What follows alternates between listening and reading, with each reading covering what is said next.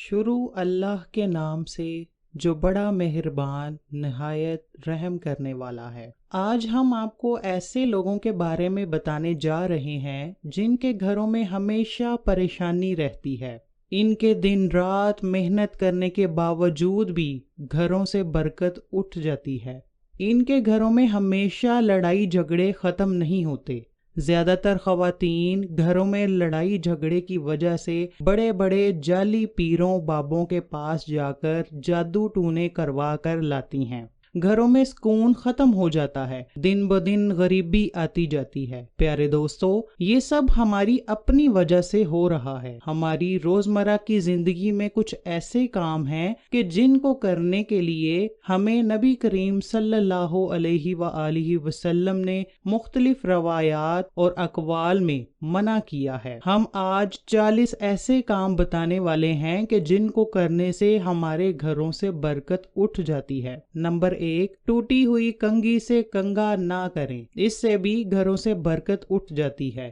ہمیشہ کنگھا کرتے ہوئے دیکھ لیں کہ جو ہم اپنے بالوں میں کنگھا استعمال کر رہے ہیں وہ ٹوٹا ہوا تو نہیں۔ نمبر 2، غسل خانے یعنی جس جگہ پر ہم نہاتے ہیں اس جگہ پر پیشاب نہیں کرنا چاہیے، کیونکہ پیشاب کرنے کی وجہ سے وہ جگہ ناپاک ہو جاتی ہے۔ نمبر 3، اپنے رشتہ داروں سے بدسلوکی کرنے سے، گھر میں ٹوٹا ہوا سامان استعمال کرنے سے، گھروں میں کوڑا کرکٹ جمع کرنے سے۔ گھروں میں کوڑا کرکٹ جمع نہ کریں، اس سے ہمارے گھروں میں گندگی پھیل جاتی ہے جو کہ اللہ تعالیٰ کو ناپسند ہے۔ مغرب اور عشاء کے درمیان سونے سے، پاجامہ بائیں پاؤں سے پہننے سے، اپنی آمدنی سے زیادہ خرچہ کرنے سے، مہمانوں کے آنے پر ناراضی کا اظہار کرنے سے، روٹی کو دانت سے کاٹ کر کھانے سے، سوا مہینے سے زیادہ دیر تک ناف کے بال رکھنے سے، ناخنوں کو دانتوں سے کاٹنے سے، کھڑے کھڑے پاجامہ پہننے سے، گھر میں عورتوں کا کھڑے کھڑے بالوں کو بنانے سے،